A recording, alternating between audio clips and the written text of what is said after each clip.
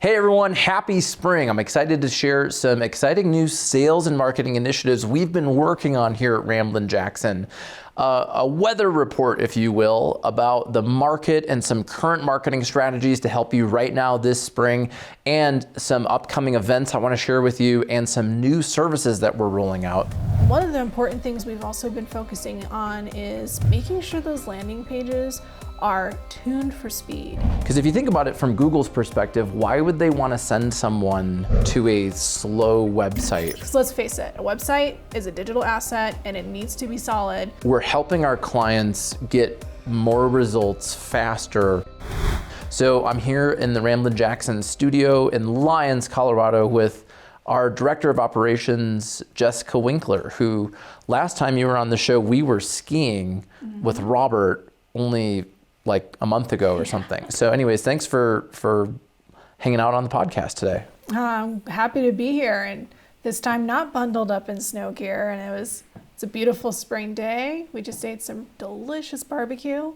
We did. So I wanted to do this podcast for a number of reasons. One, we just finished our quarterly rock planning. So for people, if you're watching or listening, we do traction. We implement EOS at Ramblin Jackson. So Jessica and I meet typically twice a quarter in person for almost a full day. So today we were planning our rocks. We were reflecting on the rocks from the first quarter, and the rocks are our 90-day projects that we figure out for the company to push us towards our annual goals. And I really enjoy doing this because it forces us to think of, well, what do we need to do next? And we put it in the calendar way in advance. So I probably just wanted to share that because I think a lot of our clients are working on implementing traction, or even if you're not, I think getting time in the calendar with your operations people, if you're the owner of the company, hopefully you have somebody who is in the operations seat. I'm really grateful to have Jessica on the team. She's worked here for over 7 years and is a key part of what we do. So not just the quarterly rocks, it really helps. I take the time to meet even just with our individual departments for a couple of hours, once a quarter, just to sort of nail down maybe some of the bigger problem areas or gaps where we can solve things. But the time that we get together, more at that executive level, really helps us keep the vision of the company moving forward. And yeah, we've got these quarterly strategy meetings scheduled already for the rest of the year. So we know it's happening, we know it's when it's happening, we can plan in advance. And yeah, it gives us great time to reflect. And I think even just reflecting today, we saw how much we got done in the last 3 months. Well, and so I wanted to share this because it's very relevant to the people listening, our clients or people in the industry. So one of the first things is that we've rolled out Google Ads as a service. So we've been kind of quietly rolling it out, working on clients, and I'm really excited because some of the things that this allows us to do is, while we're building out, we're still focused on the foundational for branding, website, local SEO, online reviews, and that takes months to build out. And what AdWords is allowing us to do is to get traffic faster for clients while we're building their sites. You know, we got to give a shout out to Rebecca, who's been really it's exciting to share that she's back on the team. Not everyone listening. So Rebecca has been on our team for 3 years-ish now, going on 3 years, left for a little bit, came back, and we're really glad to have her on the team. And some of the other things that we've been working on is landing pages. So that's been something that you've been working on quite a bit. What is a landing page, and why is it important?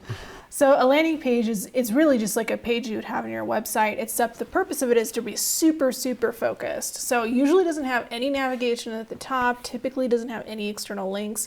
The goal of that page, especially for our clients in this case, is to be very lead generating. It might have a video, it has a very clear form, a good offer, a good call to action, and the goal is to really drive that traffic from Google Ads or maybe a postcard campaign to contact the company and turn into hopefully a customer. So that's really the purpose of the landing pages. And one of the important things we've also been focusing on is, especially with Google Ads, making sure those landing pages are tuned for speed. Page speed is one of the important parts, especially with Google Ads, as it can actually affect where your ad is placed. You're much more likely to have a higher placed ad if the page that ad is going to has a higher speed score.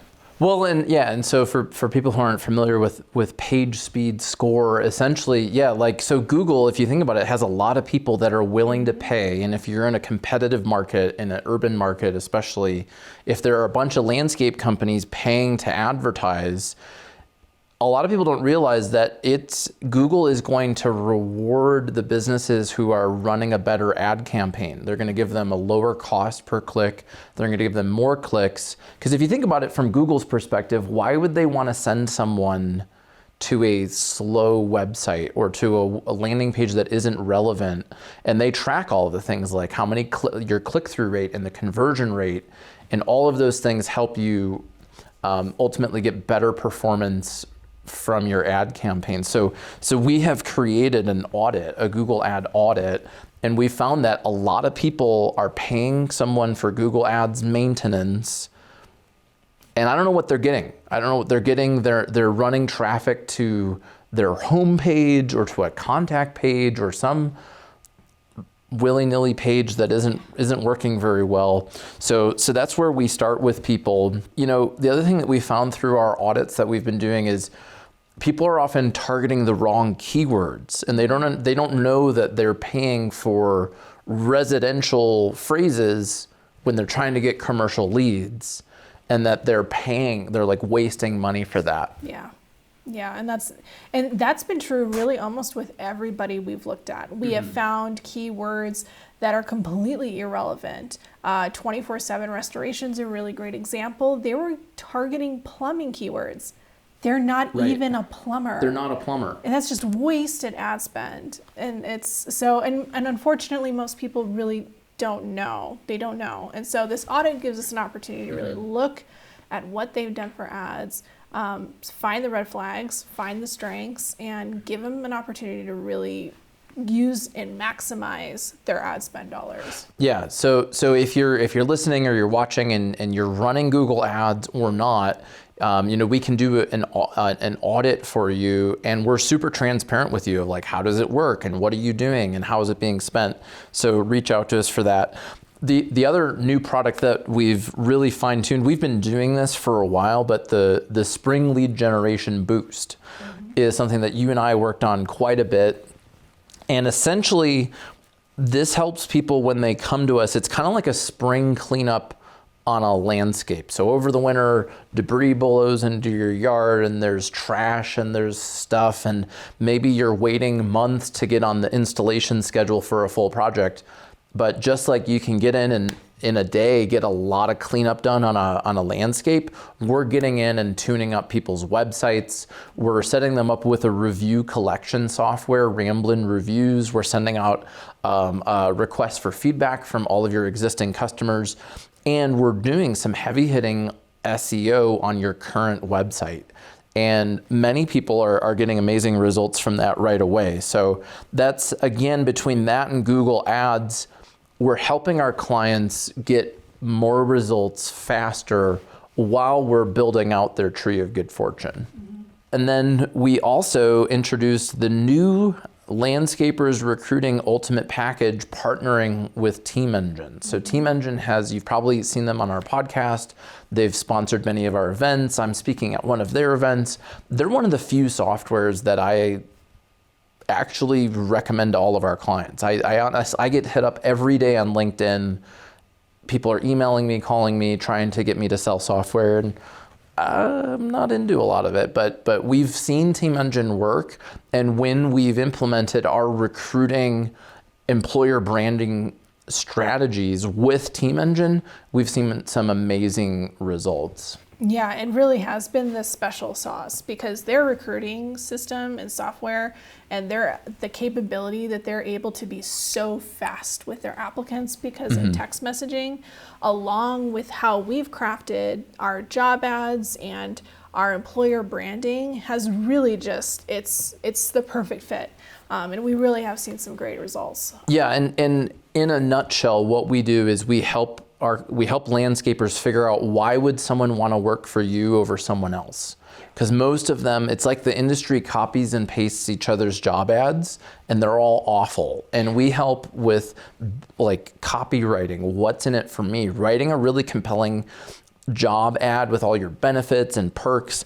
And then what I'm excited about Team Engine is the speed, right? So especially in spring when you're frankly replacing people who are working for a week or two and quitting, you got to be fast at communicating with people because they can pick and choose where they're going to work. And a lot of clients are slow. A lot of landscape companies are slow.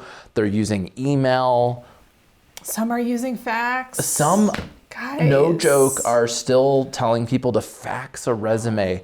And what we're doing is, a lot of people are applying on mobile, right? And so what our whole system does is it literally puts the recruiting process in the fingertips of an applicant.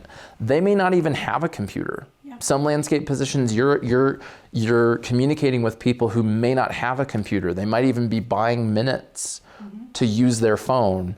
And so getting into that text world with them to confirm their appointment is increasing the show up rate. That's one of the things that Terry Schaefer saw.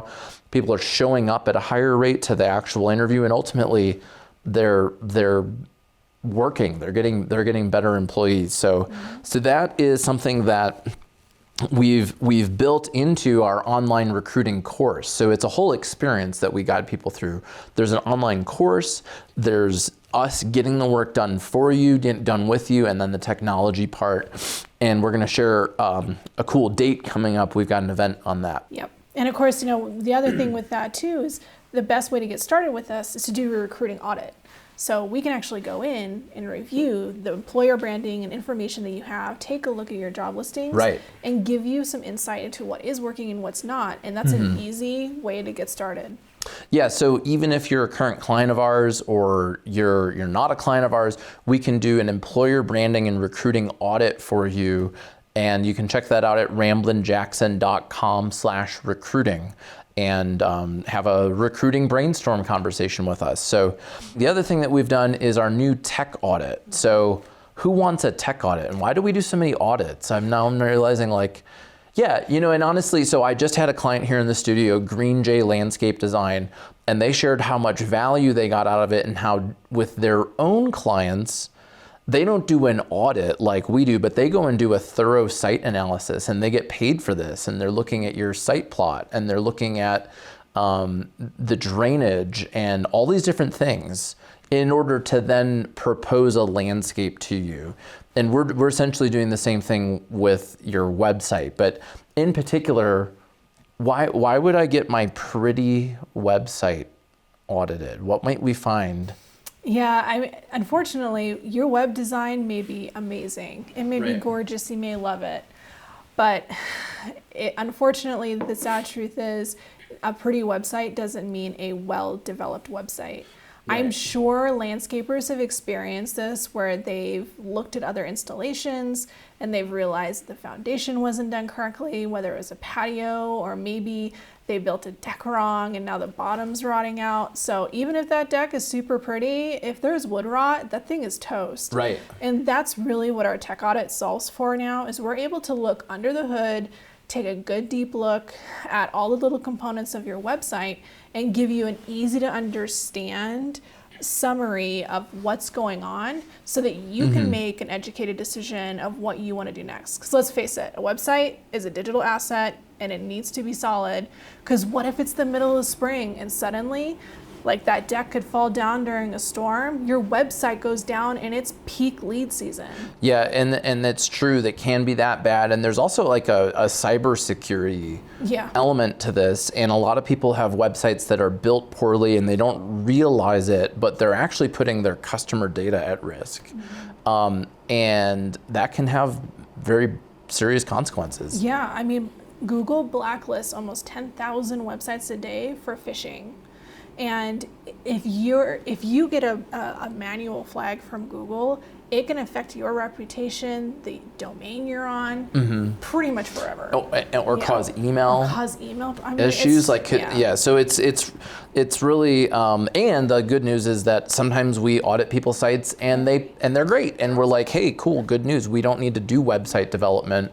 We're able to work on this site and we know it. We're not just we've done that, but in the past we've done it sometimes after we've been hired, or now it's just part of the process of our audit is that technology analysis for people. And I mean, for landscapers in that sense too, if they're not doing a site analysis, I think that's a really great opportunity, because then you have so much more information to go off of. You're not going into a proposal blind. I mean, going out there and collecting as much information as you can, but you also get a much better a chance to really educate your client, so that they know and understand, oh, this irrigation, I didn't realize it was doing this, or, oh, this plant, no wonder it's not thriving, it never gets hit by the sun. Well, I mean, all of those things. Yeah. So for those of you listening, for sure, you could have your own audit or inspection, and then communicating in plain English what it means to people is, I think, the most important part. And as an example, I'm doing some consulting on product development with one of our clients, and they do an irrigation audit. And I asked them to share some stories with me. And one of them was that they had a client that they helped save $8,000 a year in their water bill. And I said, hey, are you telling every client about that story? And they said, no. And so now we're putting that story in, so that way those are the things that people are like, oh yeah, I actually do want you to audit my irrigation system and tell me how much money I could be saving. Yeah, I'll spend $200 to save $8,000. Thank you. There you go. So now when you put it into the real world consequences, it helps people with that. So development is kind of geeky, but one of the fun things is design. No, development's actually really cool. I love it. Development's cool, but design is the thing that people typically notice. We've updated our website design process. So tell me a little bit about that. So yeah, I mean, it may seem like a small thing, but one of the things that we did is we really sort of beefed up our custom website design package. We do work with a lot of landscape design build companies who are more design forward, and they want to have more options and everything else. And so one of the things we did was we added more options to choose from when it comes to your homepage web design and ultimately your site design. So you get more to work with. And actually, Green Jay was the first client who got to experience that, and I know it was a really good process for them. And and that's a great thing for designers. Some of our clients are designers, some of them are snow removal companies. Like there's a whole spectrum of services in the landscape industry. And I'm excited that we have that. And then also we have our own WordPress templates that we use for clients who maybe they're just starting out and it doesn't make as much sense to spend on design, but they still need a great looking website.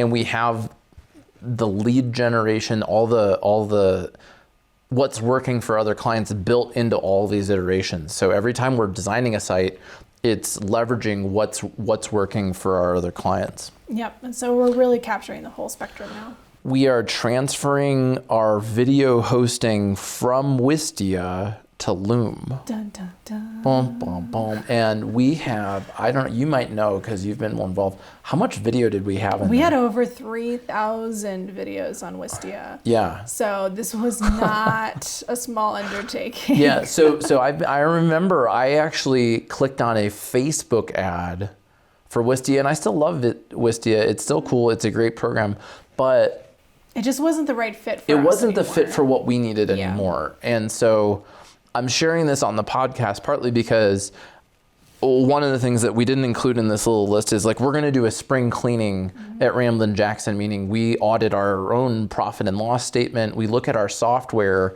and I think it's important to do this every year, at least once. And what software am I using? Does it still make sense? Do I need to pay to host thousands of videos that I made 10 years ago that no one has watched? And the answer is no. So it's but that's going to save us thousands of dollars. Yeah, thousands of dollars a year. Yep. And so that then goes into new hires. We have new hires. We have marketing. We have our entrepreneurial pay plan bonus. So it comes back into the company and into the people that work here. The other cool thing is we've overhauled our podcast guest process. I'm really grateful to everyone who listens to and watches this show. And it's grown. I think actually this month is our 4th year of doing it. Yep. So happy birthday, podcast.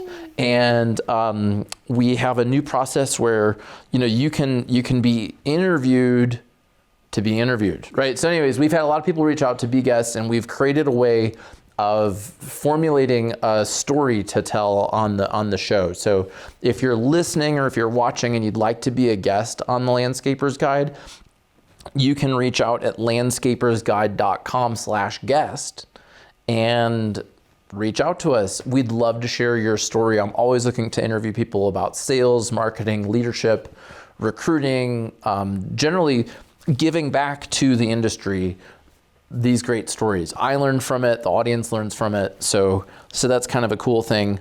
And we have also joined the North Carolina Nursery and Landscape Association, the NCNLA, and big thanks to Robert and Jamie for wrangling our booth without me.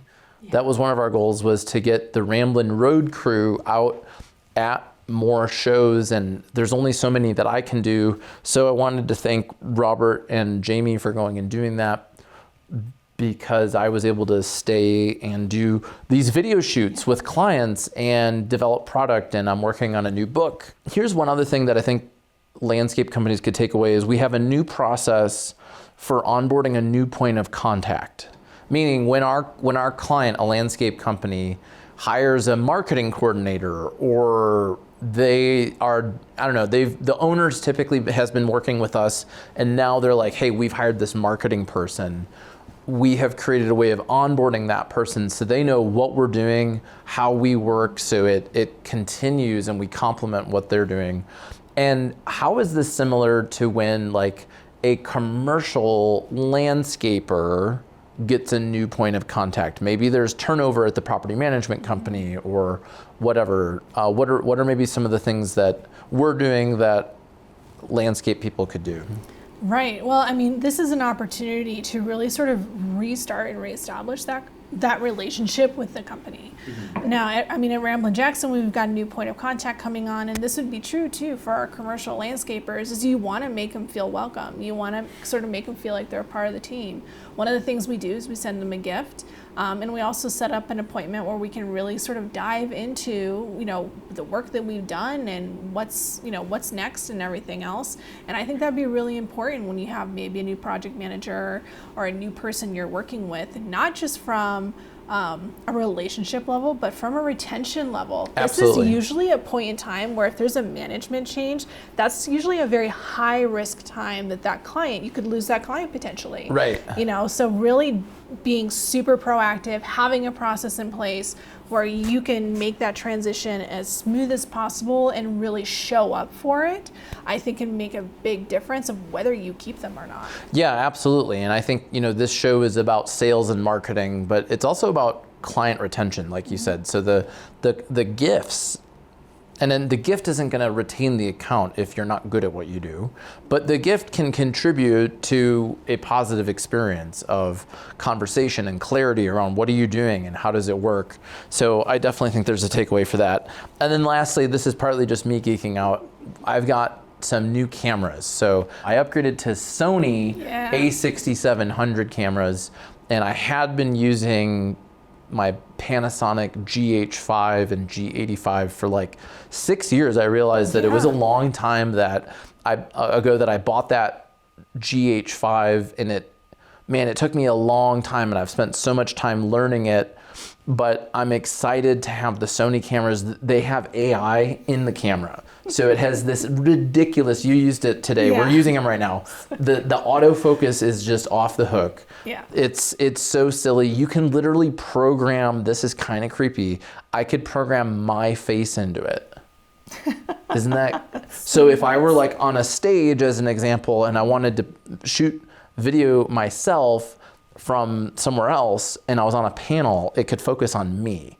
I also used it to shoot some birds when I was at the ocean, and anyways, really excited. It allows me though to shoot podcast interviews faster when I'm at trade shows, and ultimately shoot better looking footage for our clients when they come here for the Ramblin Jackson Landscape executive video shoot. But anyways, it's spring, and here in Colorado, I'm looking outside, it's sunny. It's like 65 degrees, the snow is melting. So this will vary regionally. And we're like, typically the searches on Google start to peak around, they start really ramping up in March, and then typically May is the peak. And so I don't know what's gonna happen this year. It's an election year, really wonderful.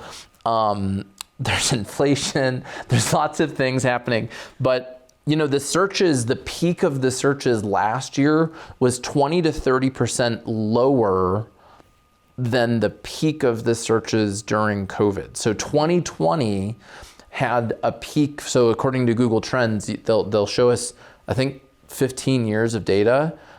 2020 was the all-time high. Yep. And then, so there was enormous demand for landscaping. I think a lot of people bought it.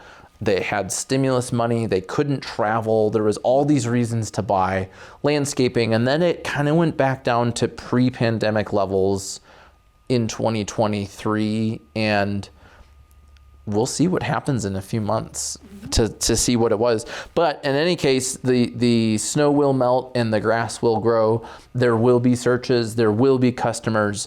And one of the things as far as like what to do about it, if you're listening, is to get Google reviews. Yeah. So one of the people in the local SEO industry that I follow, that we read, is Joy Hawkins from Local University.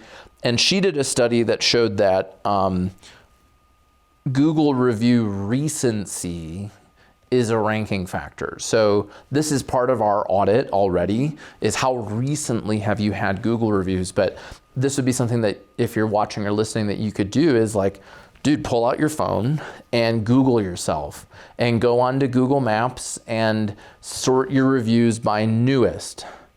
And, see, do you have a review within the last 6 months or a year or better, like month? And if not, that would be a key priority. One thing you can do too is look at your competition. You know, how recent were their reviews and how many reviews do they have compared to you?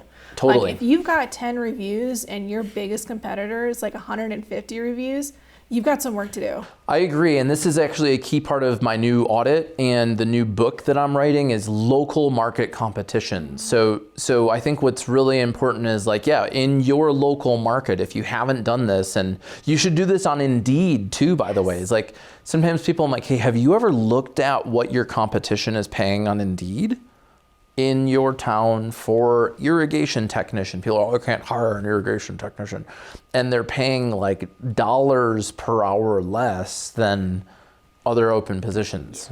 And, that's a problem. So the same thing with Google reviews. How many do you have? The other cool thing that we're doing with Ramblin Reviews, the software that our clients are using for reviews, is AI generated response. Mm-hmm. So the AI tool that we're using will write essentially a first draft of a reply for you that you can just click and it'll post it. I recommend editing it. Yes. It's a starting point, and as always, be human and pick up the damn phone. If you get a negative review, I would post a response that's like, hey, thanks so much for your feedback. I'm gonna call you. I look forward to talking with you about this, and call them. And a lot of times that'll solve the issue, and they'll even write that, I can't believe the owner of the company called me, or the whoever called me. The other kind of seasonal thing is to schedule your photo shoots now. Yes. Call your photographer.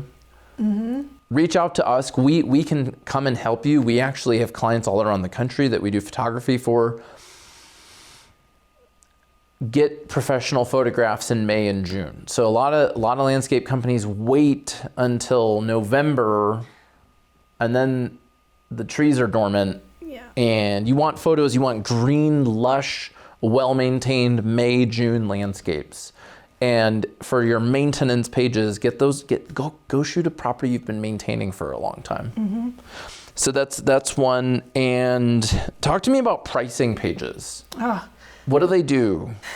So it does a couple of things. One, and probably the most important thing, is it gives your customers realistic expectations of what they should be paying.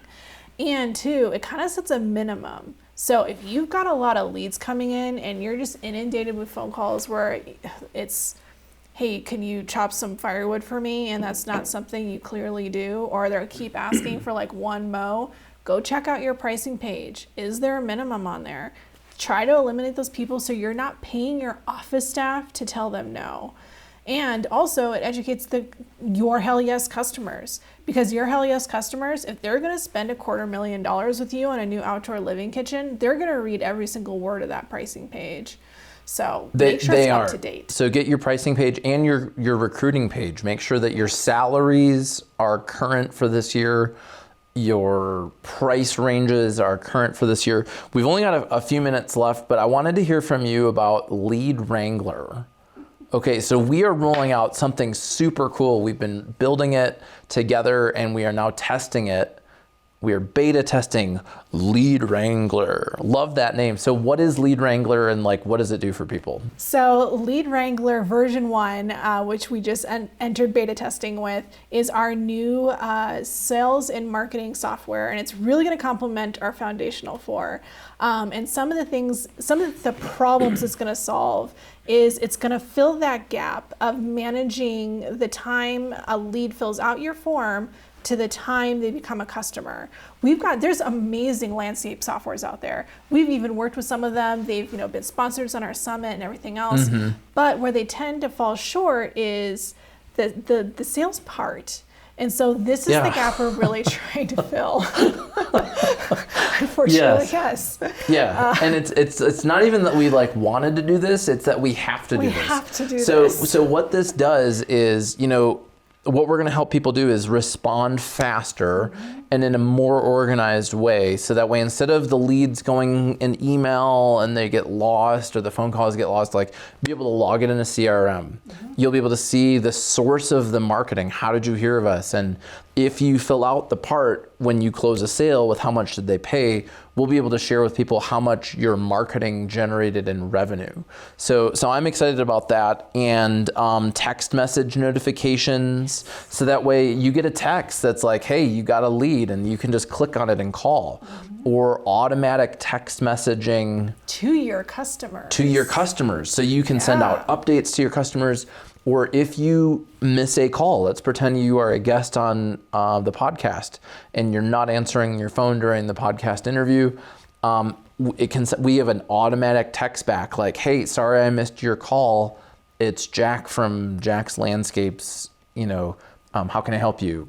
Can I give you a call in a little bit? So that's cool. So we're going to be testing that on a few clients. It's also going to help with online scheduling, accepting payments for things like audits, or if you charge for consultations, so much more. So I'm excited, and that's just touching the surface of what this is going to do. So we've got a lot of things in store over the next year, but this is a big one. And thanks for coming on the podcast, Jessica. And it's fun working with you and telling people about what we're up to. Hey, if you're watching, if you're listening, we've got some exciting updates. We've got some exciting events coming up on Thursday, the 18th of April. We're doing the Landscaper's Guide to Recruiting and Retention. It's a virtual workshop, so come join me. I'm going to the Dan Kennedy Super Conference, so if you're going by chance, let me know. It's in Dallas. I'm gonna get some clients together for nachos and networking. So if you're in the Texas, Dallas, Fort Worth area, we're getting together on May 1st. Reach out to me. We're gonna get some nachos. I'm serious about the nachos. We're gonna be at the North Carolina Summer Education Summit on June 20th. We're going to be in Pittsburgh at the Snow and Ice Symposium on June 25th. through the 28th. And save the date for our annual Landscaper Summit. And I'm looking for people to speak at that. So reach out to us if you have something in particular for our What's Working Now. It's been our most popular segment where we invite landscape professionals to speak. Reach out to me for that. And hey, we've got to go. Thank you so much for listening to today's show. My name's Jack Jostes. You've been listening to the Landscaper's Guide to Modern Sales and Marketing podcast, where we focus on sales, marketing, and leadership inspiration for the snow and landscape industry. So make sure you subscribe at landscapersguide.com/podcast so you never miss an episode. We'll also send you invitations to our upcoming events. And hey, have a great spring. We look forward to talking to you soon.